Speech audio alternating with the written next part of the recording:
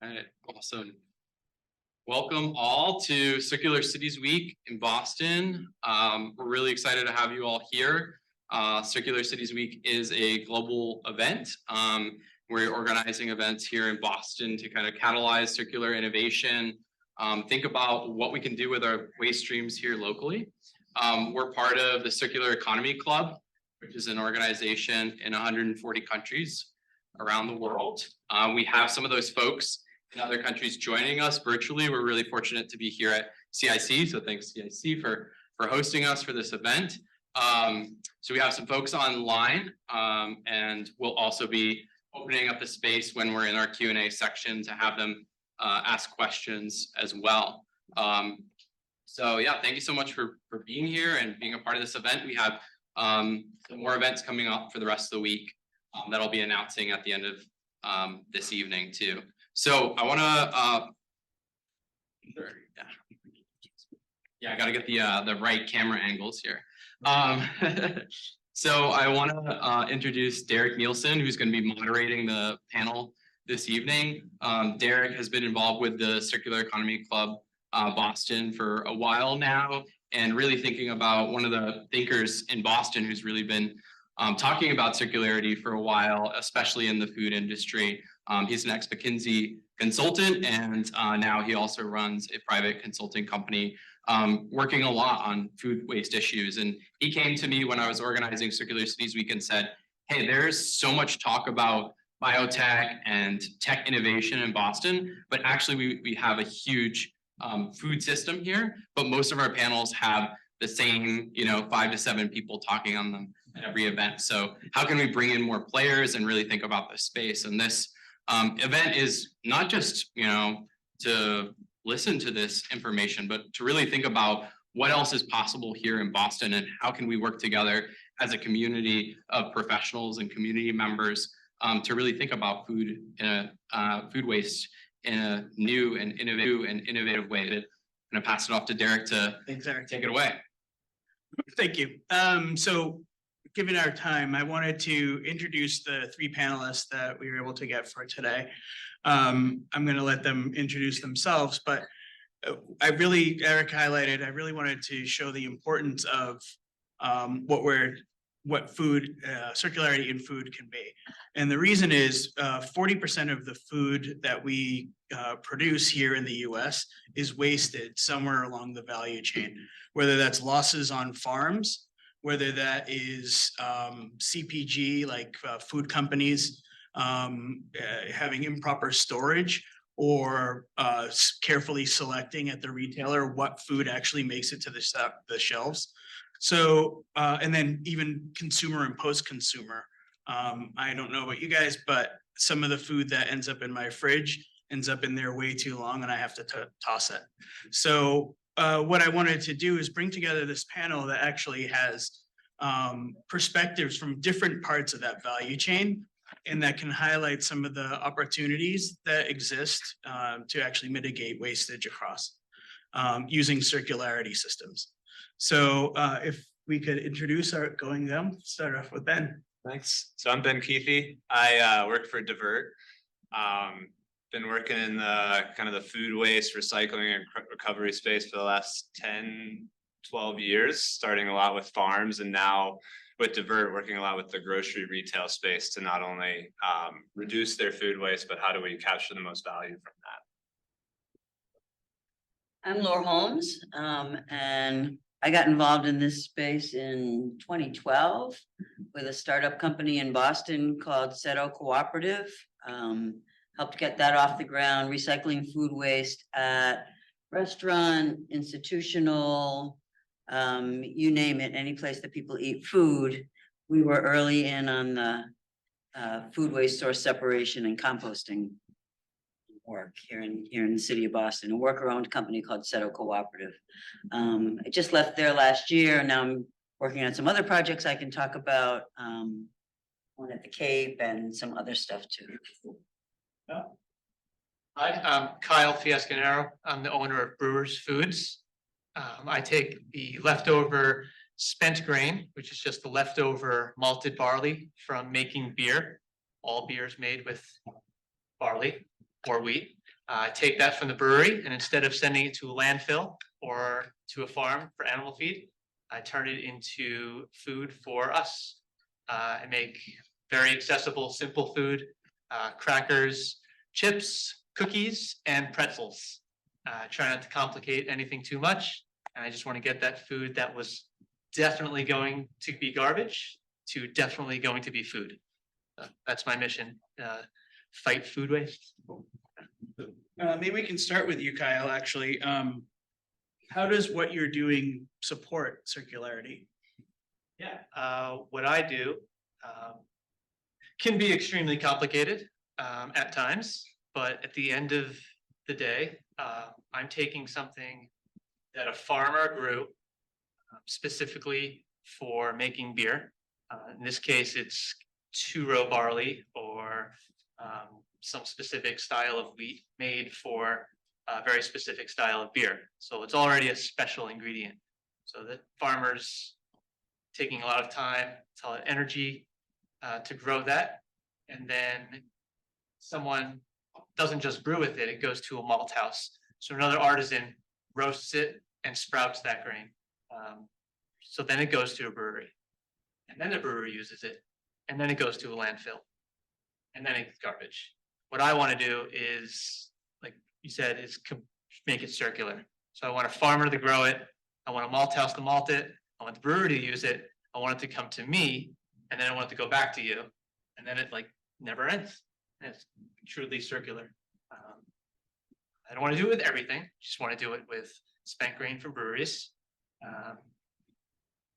Ben's fighting a lot of fights with what he does. I just want to fight this one fight. And yeah, that's how I think it's circular. Great. And Lor, how about you? Well, you want to close the food loop, right? We have a really active and vibrant local food scene here in Massachusetts, as well as a lot of urban farming and farmers markets and urban gardening. And no matter how good you do at all the other stuff, there's still going to be food left over. There's going to be, food scraps after post-consumer food, and there's going to be some pre-consumer food waste. And if we could compost all that and return it to the earth, it could sequester carbon and grow more food. And literally, we did an event a couple of years ago in Roxbury where we toured a local farm and picked out herbs that later were used on a pizza that we ate up the street in Dudley Square called Dudley Dough. And then whatever was left, if somebody didn't finish their scraps or the seeds left over from the peppers or the peelings left over from the onions, those went into CERO Co-op's composting bins. And we would bring them back and get them composted on a farm and then return that soil to the same farm that we had visited that grew the herbs for the pizza. So we had, it's a very literal Circle. beneficial cycle. Yep. And Ben, how about you? You're using technology in this space. How does your role support? Yeah, when we kind of looked at the whole food system, we were looking at where is waste happening the most. I think we all know like the numbers of 40% of our food is wasted, which is crazy, but a lot of that is happening at the consumer facing businesses or at our homes. And the homes is really challenging just because of the sheer quantity and number of people. But we really saw, okay, a lot of this is happening at the grocery retail space. How do we really hone in and build a vertically integrated system and more comprehensive of getting as much food out of the landfill and then learning from those inefficiencies? And I think that's the key to the circularity of this, is not just, is kind of creating that feedback loop, so that how do we learn from the waste and help prevent it? Because at the end of the day, the things that Kyle's talking about, feeding people is really what's the intent of the food. So that's our goal, is to really create a new backstop and then, get it out of the landfill and start to create that conversation with the grocers and over time, hopefully start to diminish the amount that they're wasting. So how did you guys get involved in this space? Like, why was it important to you? And if you want to start, Ben. Yeah. I got involved in a lot of this stuff in college. I think just pure kind of passion, not like a higher calling or anything. But just really in touch with that and doing a lot of urban gardening. I lived in Pittsburgh, so that was where I spent a lot of time working in different communities. And I think it was really fun working at that localized scale, but I think constantly being burdened by how big this is. And I think we do need to have a lot of small solutions. And I think it was, kind of started to get caught up in the waste side of things and just being really interested going from the production side to why are rising food costs, what's kind of all these contributing factors. And then moved to New England and really got into working with a lot of farms in the area, dairy farms, and understanding how we can kind of, sheerly out of, a kind of business model that is suffering year over year is the dairy farmers. So how do we create more innovation there, leverage that co-digestion, and then kind of moving to Divert, which was just saw the opportunity of within this space that this makes sense for business. And I think that was something, 10, 15 years ago wasn't really something that was talked about. It's kind of let's do this because it's the right thing. And I think more and more now we start to see that this is the right thing to do for business as well. Kyle, what about you? You have a sort of different path into this. Yeah, I dropped out of college. I finished 1 year. I thought I wanted to do nutrition. I was an athlete. I always knew how important food was to people. Went to school, wasn't really for me. Went back to live with my parents. Really started from the bottom. Went to culinary school. Wound up in restaurants like a lot of people, serving tables, bussing tables, working as a dishwasher, line cook. Eventually went to culinary school. Just thought that was my calling. It was to be a cook, to serve people, to cook for people, to show people that like food can be great, nourishing. A lot of the same story you'll hear from a lot of chefs. It's just like, oh, I want to take care of people and I want them to have a good time. I do want to do those things still. I ended up taking a detour, going on a short hike on the Appalachian Trail. On that hike, which is 3,000 miles long, I found a book about foraging and I fell in love with foraging. I read this old field guide cover to cover several times on the trail, and I didn't know it at the time, but the history of cooking and wanting to feed people and the passion that I found for foraging like mixed together. Then I went back into restaurants because I had no job to come back from the Appalachian Trail. And everything was foraging to me. I wanted to incorporate everything I found in the wild into a dish. I wanted to show everyone what I knew. Realized that not everyone wants to eat stuff like that. Some of the stuff you find in the woods isn't exactly like the most pleasant. A lot of it's for survival, and that's fine. So I learned a lot.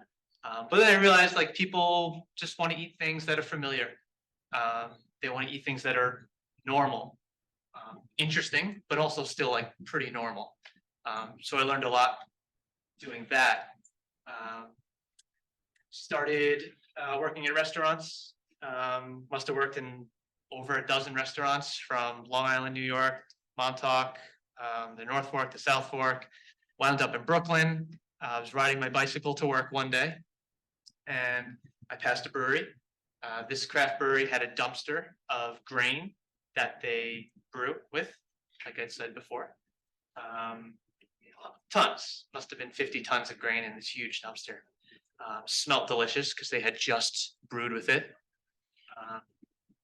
Next to this brewery was a Jewish bakery, 4 stories, gigantic Jewish bakery in Brooklyn. And at that moment, I was like, oh, like that's crazy. Like this brewery should be giving this bakery grain and they should be making something really cool.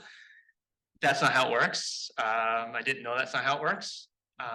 So what I did is I just got a bag of grain from, a bag from a bodega, went to the brewery, got some grain, brought it to the restaurant I was working at, made a very simple cracker, and it lived on every menu that every restaurant I worked at. And just seeing servers be able to explain it to people, and then people be able to read it on a menu and understand it and then enjoy it was a lot of proof of concept. I didn't even know what that meant at the time, but people were learning about something, eating something, enjoying something, and coming back for it, which like in the world that I'm in now is everything. Because people are getting something they need and they're learning. So moved to Boston. It seems like everyone has a small business in Boston. And like everyone knows someone who has a cottage food business in New England. Ask around, we probably know someone who knows someone. And yeah, started making crackers in my wife's cousin's sandwich shop after hours. And I still make crackers now. It's history. Yeah, not in the sandwich shop, but yeah. And That's it. Lor? Oh, well, let's see. My formal training is in community economic development. So I applied for a job, escaped the nonprofit industrial complex where I worked for a couple decades. And applied for a job that sounded really interesting. This group of folks in Dorchester wanted someone to help them start a small business. They were sick of seeing green jobs development only happening in places like Kendall Square. They wanted green collar jobs. Remember when people were talking about that? They were inspired by people like Van Jones and hired me to figure out a way that they could all make a good living doing something beneficial for the environment. And they were imagining recycling. And they hired me to lead them in developing a business plan and getting this thing off the ground. That was in 2012. Now, that was a hard assignment, actually, for me, because I thought recycling and I thought, okay, what are we gonna do? Go collecting bottles and cans off the street and, try and make money a nickel at a time? Or are we gonna recycle cardboard? What are we gonna recycle? And I started researching it was a time that wasn't so great for the recycling industry. So the commodities that you could recycle were not gonna earn living wages for the 10 people who wanted to start this business. But I got invited to a one day long conference about something I had never heard of, which was called zero waste. This was in 2012. I went to a conference on zero waste and learned a lot more about recycling than I thought I knew.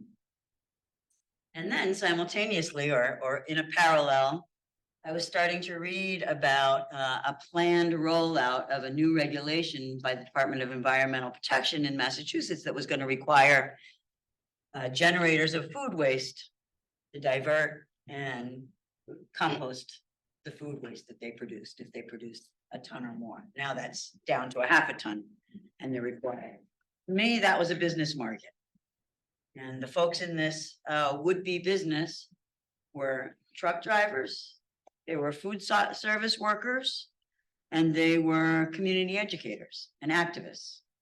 So all those skills worked very, very well for putting together a company that could train companies, restaurants, hospitals, schools, set up programs for how to source, separate, and do composting right. There wasn't very much of that going on in Massachusetts at that time.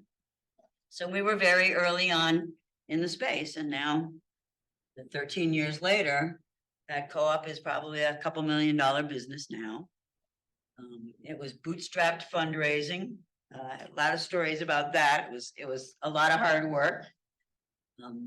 We did a lot of pitch contests. That might have been where I met you in that world of small investors and all that kind of stuff. Yeah, and now I'm proud to say that CERO has really grown a lot and represents and does the composting for several CIC locations, among others, Boston University, Northeastern University, Babson College, some hospitals. So that's sort of the quick story about that. Cool.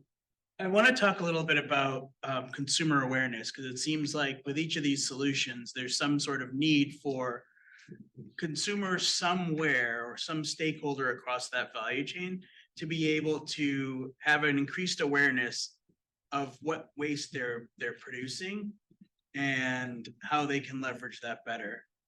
Ben, maybe start with you in terms of thinking about that. Yeah. So from like where we work at Divert, I think we're in a unique position where the businesses we work with, the grocery stores, are direct to consumer. So they are also, you know, figuring out how they can be, you know, differentiate themselves for their shoppers.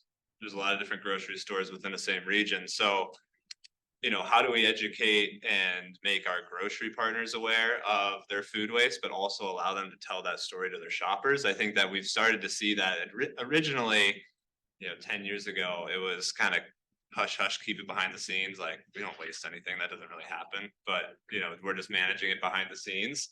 And then we've started to see that that's a story to tell. It's acceptance. You know, you're not going to get shamed for having wasted food, although we can be better. I think that's kind of the mentality that we've been able to bring and approach with this kind of collaboration versus this kind of like, you know, put everyone on blast for what they're doing. So it took a while. I mean, I think the culture shift is still changing in the grocery space, at least with us and what we're seeing, that okay, now how do we think about this differently? Could this have been donated if this was a little bit different process change? How can we, you know, learn from what's going unsold and what we're pulling from the shelves? We're doing a lot of different projects with that to kind of, you know, maybe not at scale, but to help them become more aware, like broaden their understanding.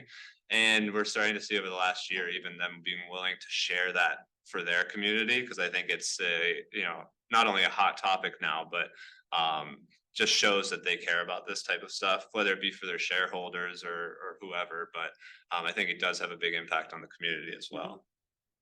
Laura, what about you? Well, I'm gonna shift a little from talking about CERO to talking about something I'm working on now. If any of you have heard of a new national organization called Just Zero, they're based out of Massachusetts, and I serve on their board. And something that has been on my mind a lot throughout the whole time that I've been working on CERO is that composting isn't a monolithic thing. And composting has not been well defined. And so I'm getting more into the policy area with Just Zero to make sure that as we are able, we should influence not only to make sure that more diversion is happening, but to make sure that the way we're composting and processing and putting that food waste to its next upcycled use is to the highest and best use standards, which is something that we still don't have codified in Massachusetts, even though we have a DEP that's very eager about seeing composting happening. Unfortunately, the folks in the waste industry have kind of been more successful in their greenwashing campaigns and investment strategies put behind them. So they are dominating the industry now. And unfortunately, most of the diversion that's happening in Massachusetts, I would submit, is not actually being composted, returned to the soil the way it's supposed to be. It's not being part of the food loop, growing more food. Unfortunately, it's being processed. A lot of it ends up in landfills anyway. A lot of it ends up in incinerators anyway. And a lot of it ends up co-digested with wastewater in sewage treatment plants. So it gets turned into gas, but it's not going back to the soil. Or when it is, it's a really bad idea. That's why there's PFAS all over lots of farms in Maine and some other places now. So that's I want to come back to that policy piece in a second. Kyle, you actually have a means within your name to sort of highlight where some of your products are, where your products are directly coming from. So how does that help in terms of awareness? I think it's vital. When naming the company, I didn't think there was any other name to call it. There are other names, but I, as a consumer myself, I don't think there's any other name that would explain what I do better than Brewers. Like, and you see a cracker box and you do a little bit of reading and then you could figure it out. And you said, right, forward facing.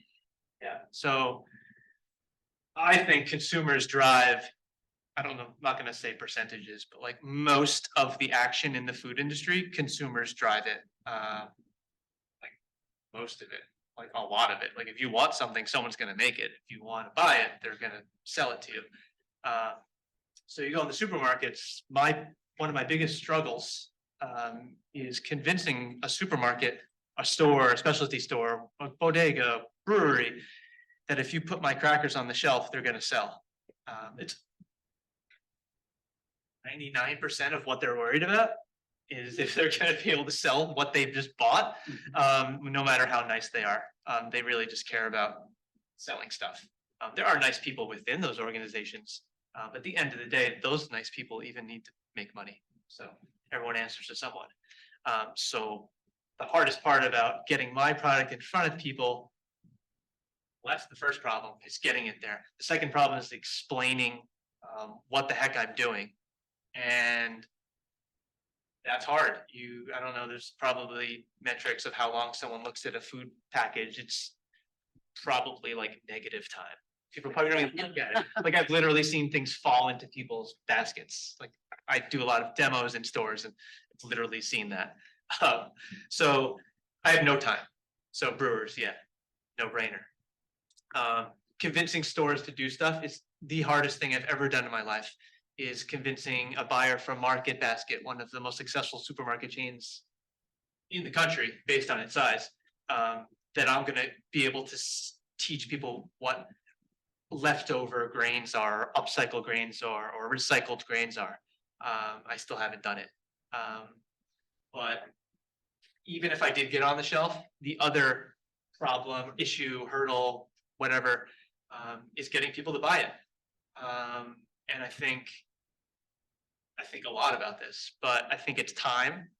I think that if I'm just around long enough, statistically, I'll just be able to reach everyone. And I'm small, so I can grow like that. That's just one way to look at it. Do things like this, demo in stores, things like that. Like the more I can get my face in front of people, the more successful I'm going to be at fighting food waste. Sticking with you on that, what role could policy play in terms of helping to drive that awareness of your product? Or Yeah, I get excited hearing you talk about policy like that. If people are successful in creating policy, and in my mind says, oh, 5% of your products need to be upcycled, recycled, circular, and I'm gonna be doing great, because every store is gonna look at me, oh, this guy's been doing this for 15 years. So I'm invested in people that work in policy also, even though they're worlds apart. I don't talk to people from Harvard. I don't talk to people from MIT. But I'm on the ground, Ben's on the ground doing these things, which every day I see more and more is important.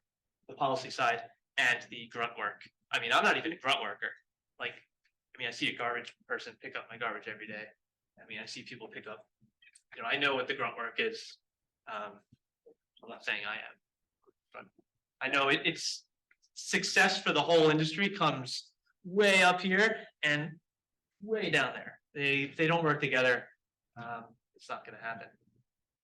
what are your thoughts on that in terms of how policy can help drive in terms of, working with Divert?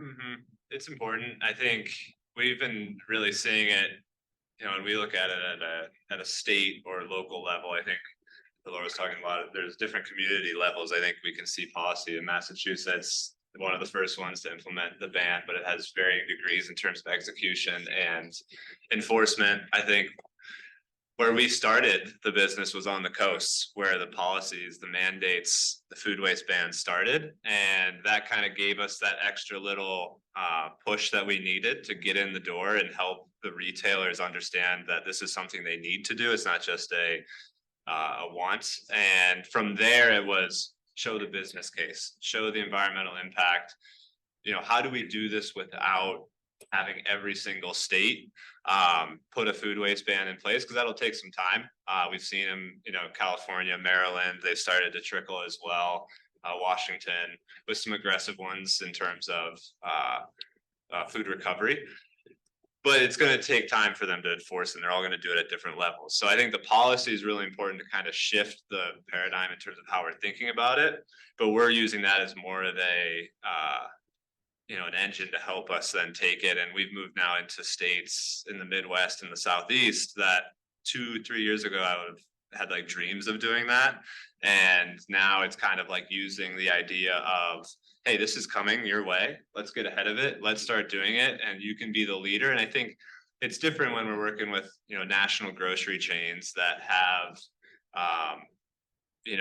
their corporate entity or shareholders or big ESG goals, that we can kind of use that as a way to say, hey, be the first in this region. And then let's use that and start to build the business case. And then we can offer that for restaurants or other communities. But we work hand in hand. And I think, I'd love to see, it continue to kind of, as Kyle was saying, it needs to work together with the solutions.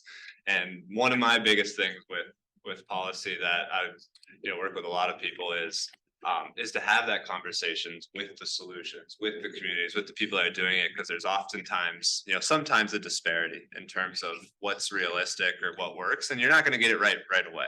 But how do we kind of continue to have that back and forth and that dialogue to make sure that we're pushing the limit, but also, that there's that connection between what's happening in the real world and what we're kind of trying, the intent of what we're trying to do. Or can you talk a little bit to that policy piece as well, as somebody that's, I know that Just Zero is actually looking at ways to influence and to drive that policy. Can you talk a little bit to that? Yeah, what my experience has taught me is just that it's so much more important than I knew it was. And a lot of hindsight, but when I first got involved in the industry, 2012, 2013, I started going to meetings, open meetings of the, like the Department of Environmental Protection has, a solid waste advisory committee, and they have, all these different things. And I always went to things at the city of Boston and stuff like that. And, we thought the food waste ban was something, you just make people compost. Of course, they're going to do it the right way. And, it took a few years, and we were gaining traction and building our company and all that kind of stuff. And I remember becoming very interested in community-based solutions and wanted to do community-based composting in the city by way of biodigesters, which we have an expert on the room. One of my former business partners and current friend, Shuru, was with Impact Bioenergy and started learning about the possibilities of doing small scale anaerobic digestion, and started like pushing it and talking to people at the GEP about it and all this other kind of stuff, and allowed myself to be kind of dismissed by them saying, oh, you can't do that community scale. You can only do that at huge scale. And then just kind of watching this avalanche as, the old boys in the industry. I mean, to invoke a trope, Tony Soprano is winning right now. Okay. The bad guys in the waste industry, because, of course, as soon as the food waste mandate came in, all the traditional haulers, the big Casellas and Waste Management Company and Republic, they're all doing food waste too. In fact, the law requires that they offer composting services, right? So they all want all that business, and they want to offer it the cheapest, and they want to get all the contracts. And so they start greenwashing and developing these false solutions even further, so that now the majority of food waste in Boston is getting pumped into tanker trucks.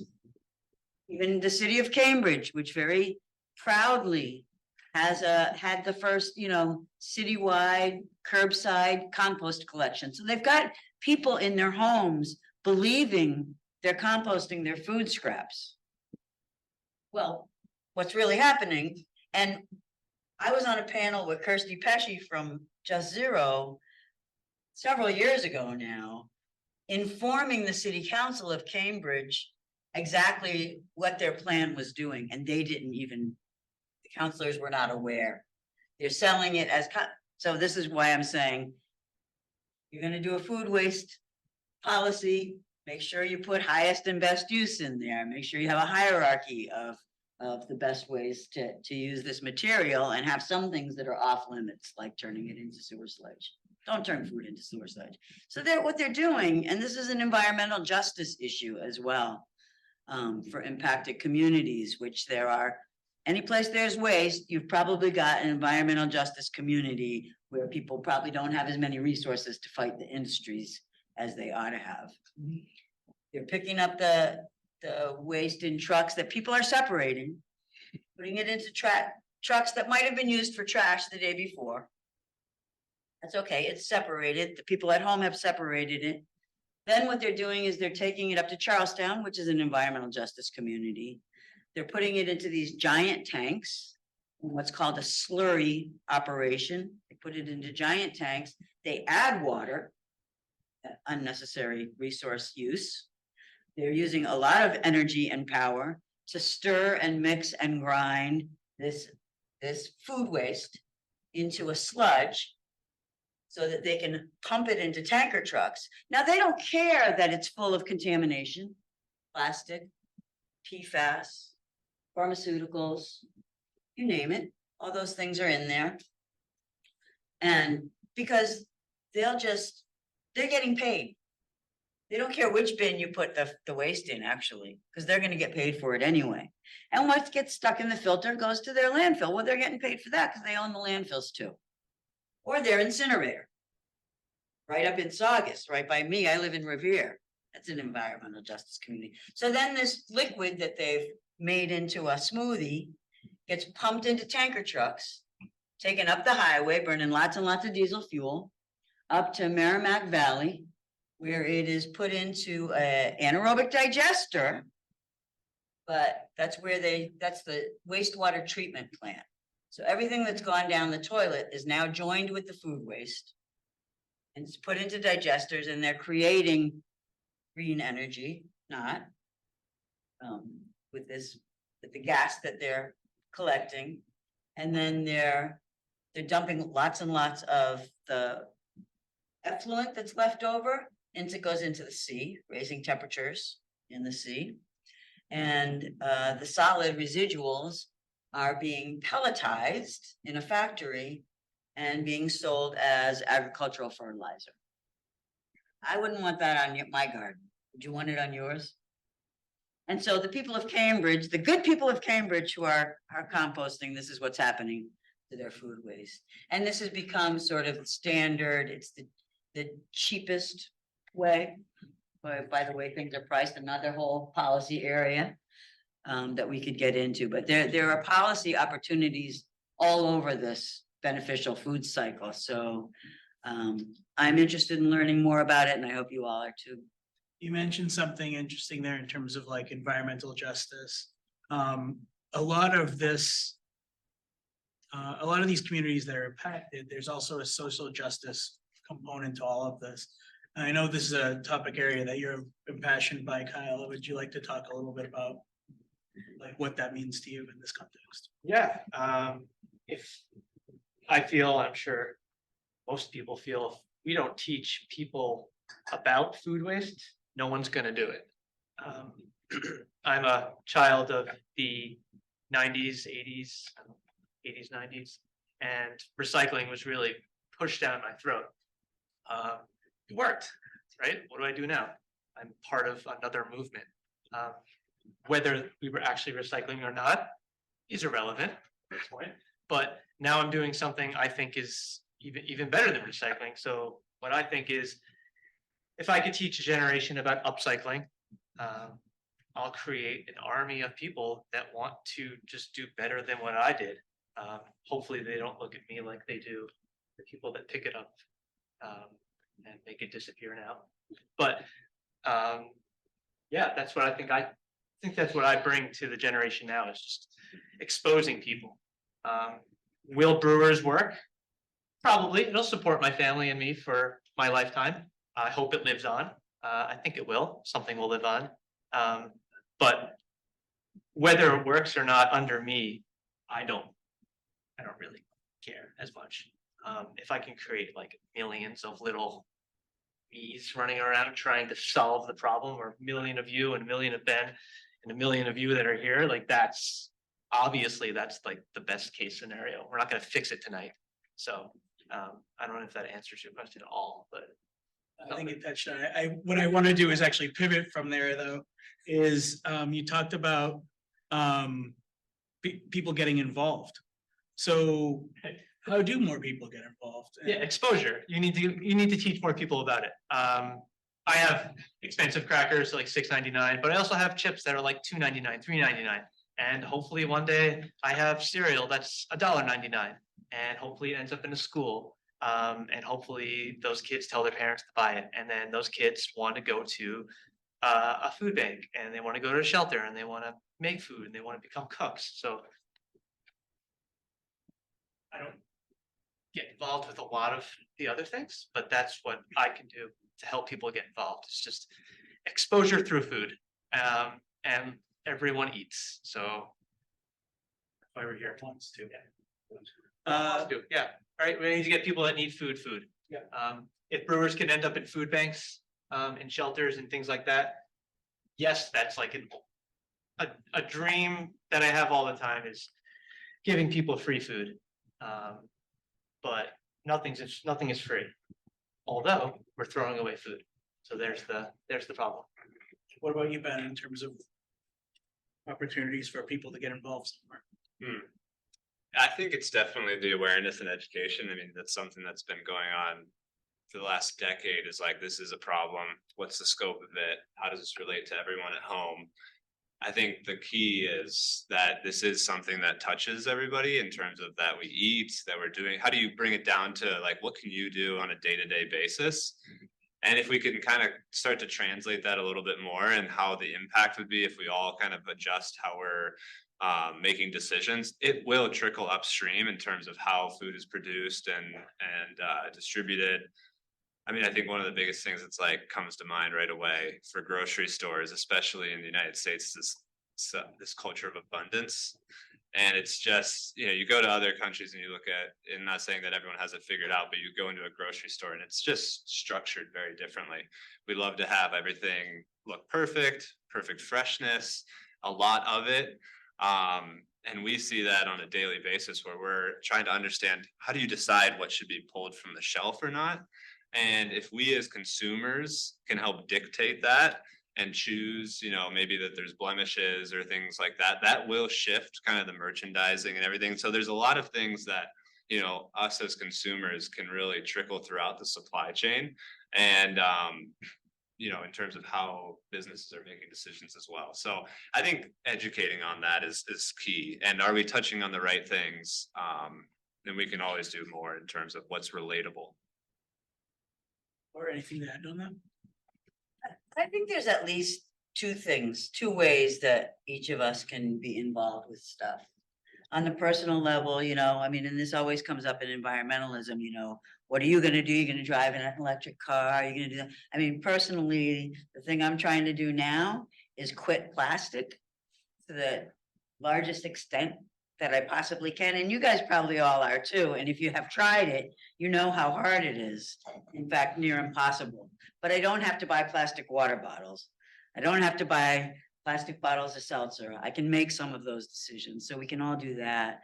But I also think that we all need to get involved in some kind of way. And there are so many ways to get involved in your community at the local level, whether it's like, I've always been a part of demonstrating something like these guys, demonstrating something that's piloting a new way of doing something. CERO Co-op was doing a new way of doing something, upcycling food waste. And now I'm working in Cape Cod with a private owner who's got commercial property and residential property and wants to do composting to renew soil that will become a farm, that will train kids on how to grow their own food and do, a whole kind of demonstration of the food loop. And so I'm involved with that. And I'm involved with Just CERO, trying to you can plug into something in your community, try and stop an incinerator down the road or see what's happening in this, it's always in environmental justice communities where people are feeling the worst impacts of where the environmental stuff is going bad. We can all see what we can do to support people in those lower income, lower served communities. What battles are they fighting and how can we be in solidarity with them for more justice on that side? Before we go to Q&A, I wanted to get your perspectives on what's next, like what's in the future. So if you could talk a little bit to what's next for you or the group that you're working with. And also what do you foresee in terms of circularity and food in general? Serpent? Sure. So for Divert, I think, we kind of have this, we've been working at this for the last 15 years, and I think we've kind of hit this point where it's okay, really take this and bring it nationwide. And so we're going to continue to build responsible infrastructure to support, whether it's large grocers or businesses in the area. And our goal is by 2030 to have 30 facilities nationwide. So in a lot of regions that, as we talk about food injustices, I think you were hitting it on it earlier, you can't talk about food waste without food insecurity, tied hand in hand. So a lot of the areas where we're building facilities do have, high percentages of food insecurity in metropolitan areas and whatnot. So our goal is to not only bring our infrastructure there, but our technology and our ways to help distribute edible food to people in need. And so that's our goal as we continue to expand in the space, kind of breadth and depth. When I think about, the industry and kind of the environment as a whole, I'm definitely optimistic. I think that what we need is a lot of different solutions at different levels. I think we've all kind of hit on that in different ways. There's no one size fits all. There's no just, anaerobic digestion, the compost, there's different levels, modular systems, community-based systems. So I think we need to think, it's really hard to think in systems and who owns that system. And so I think it's going to be a collaboration and starting to, the policy side of things. So it's kind of, starting to all come together. It's still fragmented in many ways, but I think we've seen a lot of progress being in it and kind of looking at it from the outside in over the last decade. So optimistic that we're going to continue to make progress in that way. Love it. Lor, what are your thoughts? Yeah, trying to walk by talk. I'm on the community level working on this, composting, farm, soil development, economic development, jobs, local food, kind of showing how that can get demonstrated. But I believe that in doing so, I really think that community solutions are highly viable. They're kind of anti-capitalist in a way, but they're very practical for communities. And there are so many ways in which that can work. And I think we're going to see it more and more as we try to decarbonize. It's going to make sense to do more locally. Everybody's talking about 15-minute communities. Well, that should include the whole loop, right? People are talking more about microgrids. What if you power your microgrid with an anaerobic digester? Things like that. I think there's endless ideas, and the entrepreneurial spirit that I'm sure is in this room has a lot of better ones or as good a ones as I do.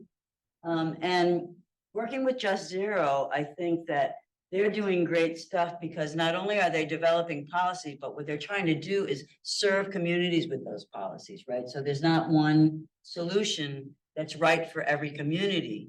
So they're developing policy packages to make it easier for, city councils to find model policies and so everybody doesn't have to figure out this stuff.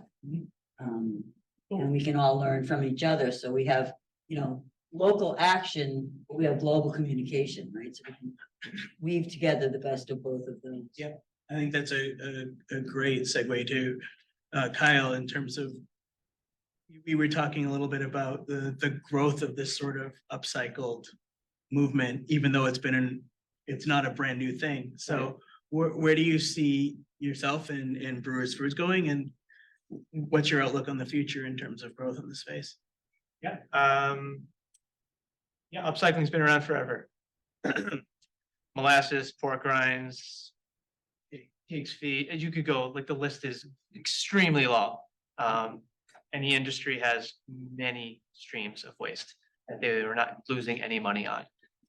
So to say that I am the first is absurd. I'm just living my life and it's just a movement. It's just moving a little, moving by me. But for brewers, I'd like to just stay my course. As a business that is small, I need to pay my bills and I need to focus on going into the stores and making money. It sounds like that's my only goal, but it's not. Like you said about local support, brewers can really work nationally, globally. There's breweries everywhere. So if there's a brewery putting out waste, there's a need for people that need to eat food. I like to think of it as Boston. So all of this grain comes into Boston. Hundreds of thousands of pounds constantly. It's coming in. It's coming in on trucks. It's getting dumped off at the breweries and it's getting brewed with, it's getting boiled, steeped, and then it's leaving on trucks. What if, crazy idea, Boston can roll that grain into a central location, we can process it, it can go to a facility that processes it into food. It doesn't have to be my facility. It could be the person that makes cookies, could be the person that makes bread. It could, all of those things exist in Boston. This is just one city. Well, anything you'd ever want is made in Boston. Bakery goods, everything. It could stay in here as a processed grain. In this case, we would dry it in an oven that's made for drying spent grain. It would stay inside Boston and it would leave as food. Maybe it could stay in Boston as food too. Crazy. Or it can go to Boston and it could bring revenue into the city. So now we're keeping the grain that we bought in Boston. We're hiring people to work at these bakeries. We're selling the food to people that need it, hopefully at a very, very good discount. Because we just made it here. Can you sell it as flour? Oh, yeah, of course. Yeah, the goal would be to dry it into a shelf-stable flour or. But you're not doing that semi-flour. yet. Oh, I do that. Oh, you do. Yeah. So that's being done, but it's being done on a small scale. So if I can get Boston to do it, who's to say we can't have New York do it and Portland to do it and Jacksonville, Florida to do it, because they probably have like 150 breweries. Like, so that model works. But my job is to go home and sell crackers. Like it. And they're delicious too. Before we go to Q&A, how do people reach out to you guys or follow your progress? Ben? Yeah, for Divert, I mean, we have, a website and I think we're starting to become more present on social and marketing team that this past year was, I think a little over a year now, we've brought on a marketing team. So continuing to get the word out there in terms of what we're doing.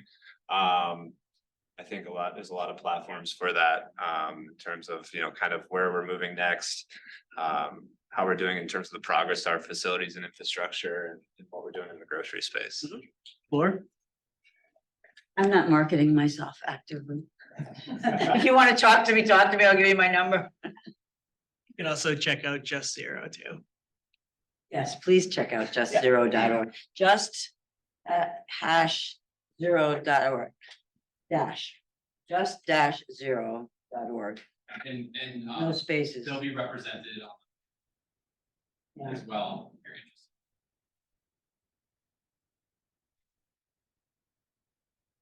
Yep. Dan Watkins. Shameless plug. And then Kyle, what about you? Yeah, the old fashioned way, brewersfoods.com. And I have an Instagram page that I share every detail of my life and my family's life, whether they like it or not. Brewers has become my life and that's fine because that's what I do. I'm happy to do it, proud to do it. And yeah, personal email, Kyle@brewersfoods.com. I answer a surprising amount of like hate mail and fan mail, less fan mail. It's not really hate mail, it's just advice and maybe unwarranted advice, but I answer all the emails because like they're important and I get better and better at answering them. So please fire away. So let's hit Q&A. Anyone with questions here? And we'll also be taking them. Great. Good. So the EPA released their new.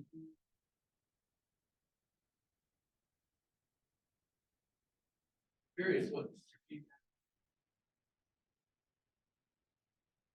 Set up a wedge and kind of identifies a few random things, but yeah, welcoming feedback on that. Love what you guys do. I haven't seen it. Have you seen it?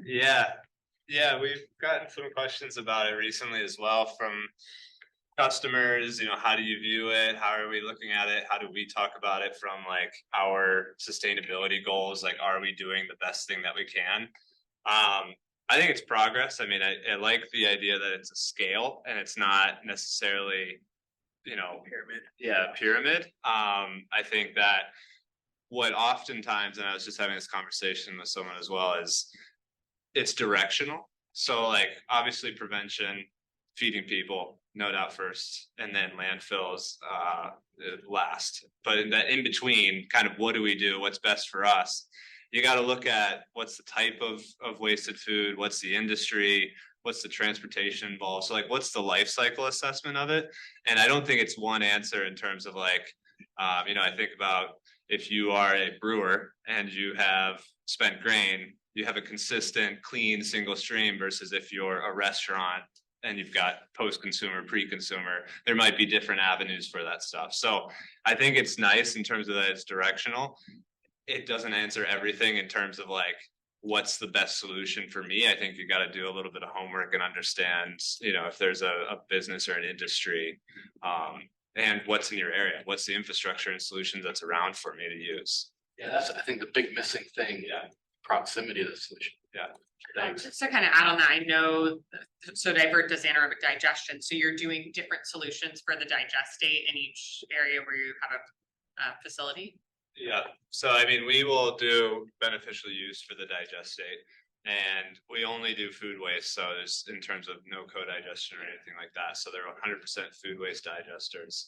A little bit more complex to manage, but how are we making sure that there's that screening process and separation in terms of not having any downstream impacts on microplastics. I mean, that's going to be something that's regulated more and more. And so we've taken the time and really started to build that. I think there's that whole market as well. It's like, okay, you've got the slurry, the energy production, where's the energy going, and then the digestate. But yeah, that was prioritized higher up than AD that didn't have digestate. Right. Notice that. I just found it. So Yeah. that- Yeah. There's another question here. Oh, yeah, I was kind of gonna ask a similar question, I guess, for both of you, and your thoughts on just PFAS and microplastics in compost as well, and digestion, which I know a little bit more. Like even, fruit peel stickers and everything, and then even food waste only digestion, there's still so much packaging that probably gets stuck into that. And also, but in that question, how do you quantify risk in these types of, and maybe that whatever you guys are referring to has it in there, but in terms of solutions, and how do you quantify risk and think about greenwashing and this all of it together when it's common. Yeah. That's Yeah. You want to go first on compost? It's a really good question, and it's a really hard thing, which is partially why the bad guys are winning, because it leaves us in this place of saying, well, we don't have a way to figure it out perfectly yet. But I do think that people can really source separate. And I'm not a scientist, although I work with some, to find out, the risk reduction about, in my own compost, I find an occasional avocado sticker, on the avocado peel that I missed before I threw it in the compost. Those drive us crazy, right? I take the stickers off my bananas before I even get them home. Hopefully somebody will invent those produce stickers that are actually biodegradable and don't turn into microplastic.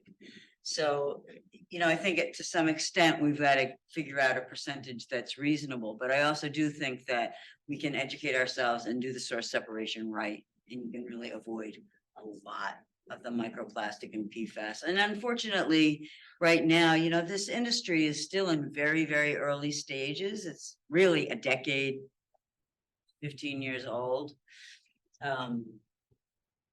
And since, composting has been around, but food waste hasn't really been composted on a regular basis, certainly not commercial. Until very, very recently. So all the PFAS kind of ruined our markets for compostable flatware and compostable paper and compostable, all that stuff. So now we got to tell people, well, we told you to use compostable, but now that's actually no good anymore. So there's a lot to learn, and I guess I find the easiest way is to just acknowledge what we know and what we don't know, and go for transparency all around. Anything on that? Yeah, question again. In terms of like microplastics or anything, probably something you deal less Types with, of risks. Yeah, for me, it seems like I always think of a consumer, like what is a consumer gonna think? Because that's what drives my business. Are consumers, this is a good question for everybody, are consumers gonna start to want to buy things that are PFAS free exclusively? Right, like why would you buy compost with microplastics in it? It's gonna go into your vegetables. I don't want to start that company, but is everything just gonna be a solution to the problem that we're making forever? It's a super deep question, but that seems like a quicker solution is just buy from people. Maybe Ben has a neighbor with a restaurant who's like certifies himself as like, we don't put any plastics in it, and the farm does it. You know what I mean? And then their compost is certified PFAS free. Right. I feel like that's the only solution. That's the branding that we did at CERO for sure, was, convincing people, and we were rarely the cheapest company that they could hire. But we had lots of,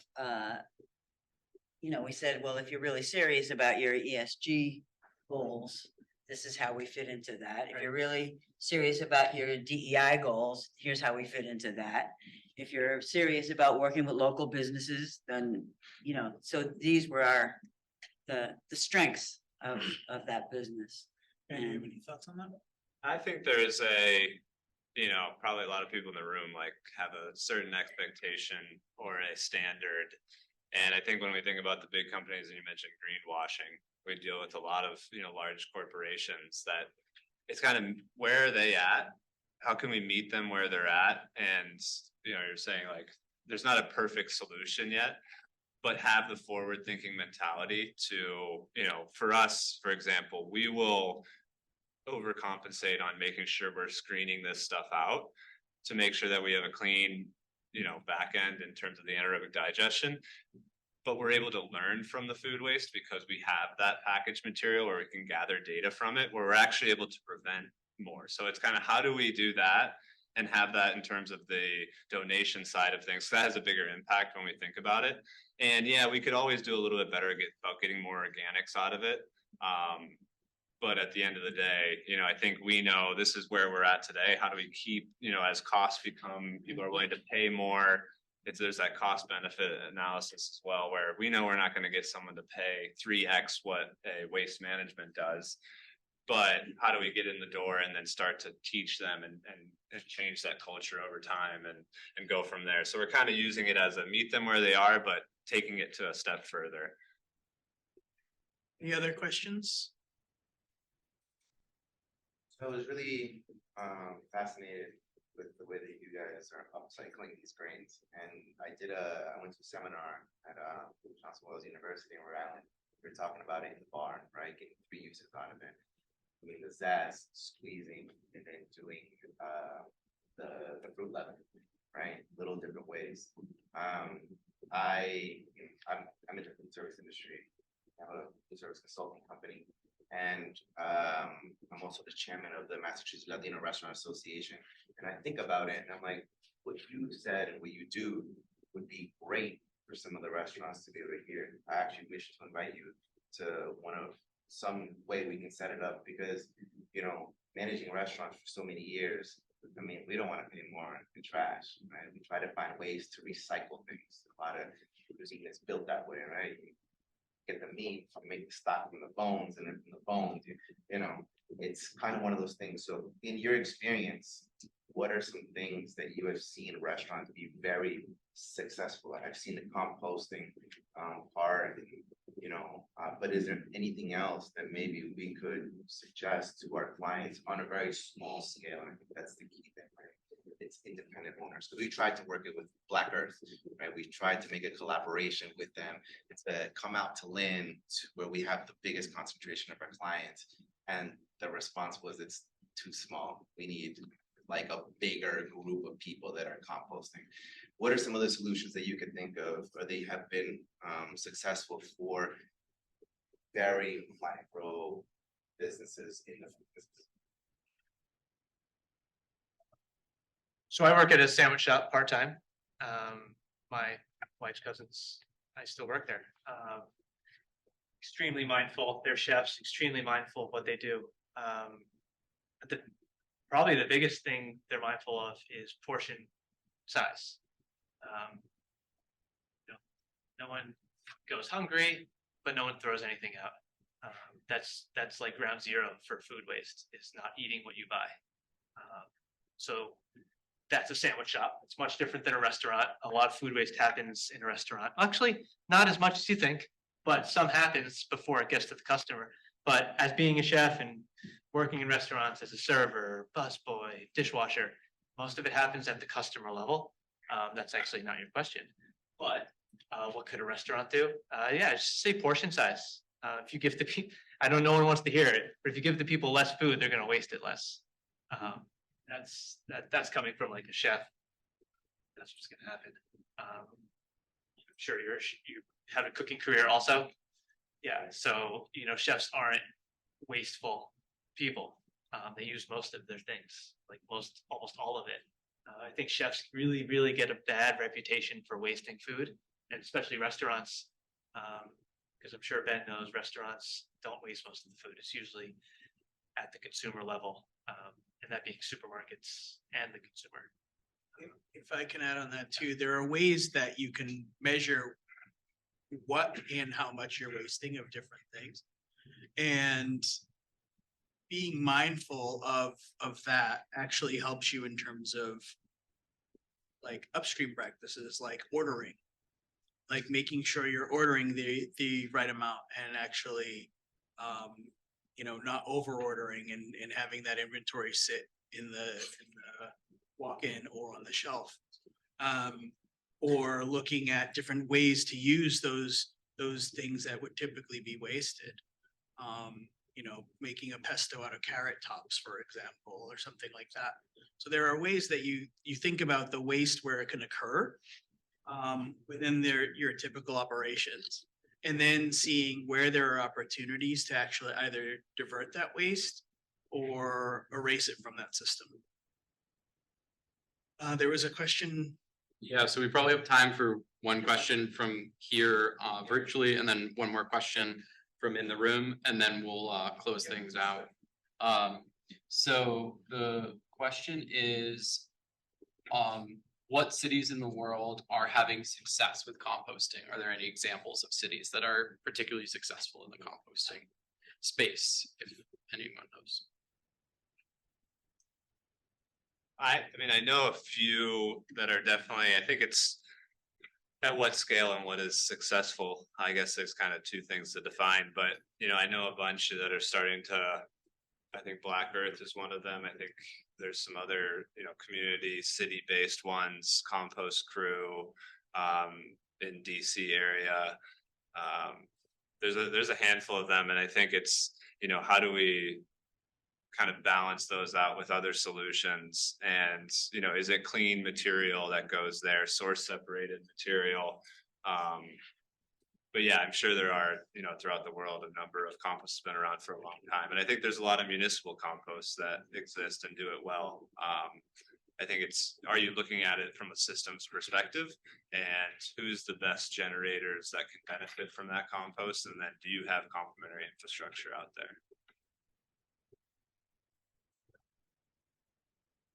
In cities I've seen programs in the US, I mean, New York City has a program, Portland, Oregon, Seattle, Cambridge, Mass. Abroad, you have Brussels and Budapest, I've both been to, that have programs there that have been there for a long, long time. The definition around success is where I think the issue is, because there's a lot of these systems that, or programs that are built up, and success is a variable measure. Is it a percentage of waste diverted? Is it, Carbon reduction. yeah, I mean, what's the measure? And I think that's where a lot of these programs end up faltering.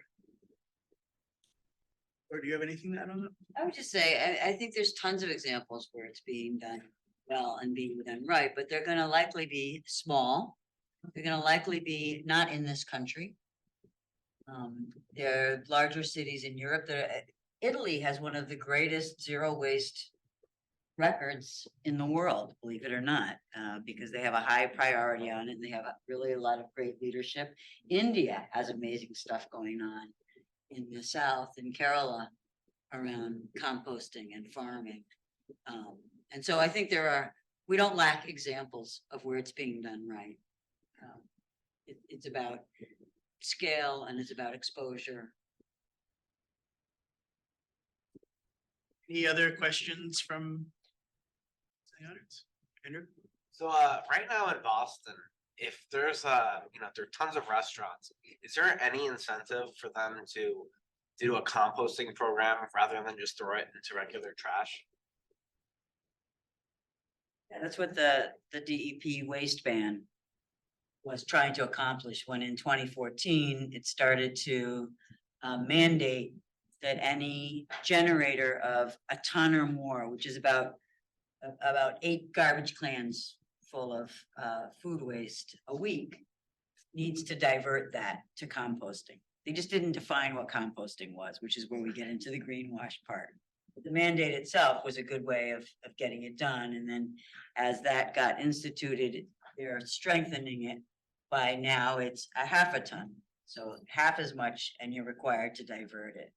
And I just wanted to piggyback on, I think you have a lot of clout with with your association of the Latino business owners, that you guys could come together and have buying power that way. So if you had, 5 small restaurants in Lynn that all were willing to get quotes on composting, you probably could get a good quote from a decent company, from a Black Earth or a CERO Cooperative. That might be one way at it. I tried to get the restaurants. I think it was just, kind of showing a little bit more of the why it's good. I think many small business owners are looking more at that bottom line, especially in a very thin margin industry like the restaurant industry. So I think there's ways the conversation needs to start really from, this is how you save money. Now let us give you the plan. The cost of hauling maybe is a comparison. And I think it's gonna, in this region and in Boston and New England, trash is only gonna get more expensive. I mean, we rail trash down south and to Buffalo and Arkansas and whatnot. And so I think we've seen that rise to the point earlier. I think that, are some of the larger waste industry keeping those costs down, but I think it's inevitable when we look at landfill capacity in the area that it's going to become more expensive. And then can it be a financial incentive as well, and not just a mandate? With that, I want to wrap up. Thank you, everybody here that's come through and listen to this panel that I really enjoyed learning about your successive groups. Thank you, everybody who attended virtually as well. Appreciate that. Any final thoughts from you folks? Yeah, I'd like to say that I think it's something you said is community can't be underestimated for things like this. I live in Somerville, Mass, right down the road, and ever since the pandemic, it sounds silly, but the 3 blocks around my house are on a Google chat. And once a week, someone offers up like celery, it's always like dog foods. It's always at least one type of food product up for grabs on that community chat. For people taking that up. That's such a novel idea that is instantly scalable. Their business. Everyone's on their computer. In the UK, Olio. Yeah, and businesses are great, but like, you could do it tonight. Like, I mean, everyone's asked the neighbor for an egg. Like, everyone. So like, how is that idea not free, easy, practical? And then just, community just gets bigger and bigger and bigger. Cool. Yeah. Thank you all for coming out on a rainy night. Appreciate you. Yeah, I mean, thanks for coming out, and honestly, I love talking about this stuff, so if I have my emails if anyone wants to get in touch or learn how to get involved, whether it's Divert or elsewhere, happy to do so. Cool. Thank you, Eric.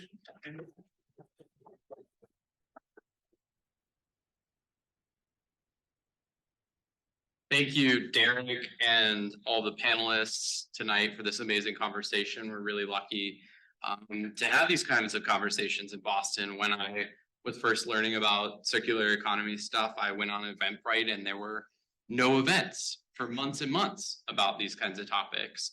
And so I'm really excited to be here in a room with other people and a space to have these conversations, and really appreciate also the focus on community-oriented solutions, right? Like green collar jobs, texting your neighbors around your community. I think that so often circular economy can really focus on large scale, venture capital and big business solutions. And also, being here in Kendall Square, where so much of the conversation is kind of about big startups and how do you 10x things, which is of course important for the circular economy as well, but also balancing that and kind of bridging these two worlds of thinking about community-oriented solutions, but also scalable solutions, and how can we think about business differently within the circular economy and really building solutions to these waste streams. So I'll stop talking. Thank you all for coming. I do want to make a couple quick announcements about the rest of the week. We have a session on Wednesday that's here in the same room, also available virtually. There'll also be free wine and beer in that event, and that's on navigating the Massachusetts policy landscape for circularity and sustainability. So there'll be a really interesting dialogue and conversation. Allison Cove, who provided the stainless steel glasses, these reusable glassware, so we're not using plastics for the event. Her company Useful provides this as a tech-enabled solution for college campuses. She'll be moderating that panel on policy on Wednesday, and then on Thursday we will be at Chop Value Boston, a microfactory, a circular economy microfactory that upcycles chopsticks and transforms them into furniture and consumer products. So also thinking about local solutions and partnerships with restaurants and those kinds of things. So it'll be really interesting to see that tour. There's more information about both of those sessions at the front. So when you're heading out the door, feel free to grab flyers or scan QR codes or take pictures. There's also more information about Circular Economy Club up there. We need to be out of the room by 8 o'clock, but feel free to sneak in one last beer and wine. And if there is someone you didn't get a chance to talk with them, and we'll be, I'll give another announcement about 10 minutes before so we can get out of the room like 10 minutes before 8 o'clock. Feel free to take some crackers or chips on your way out. Yeah, and thank you, Kyle, for a container, like you don't have to just take one. Thank you for providing this. Yeah, another round of applause.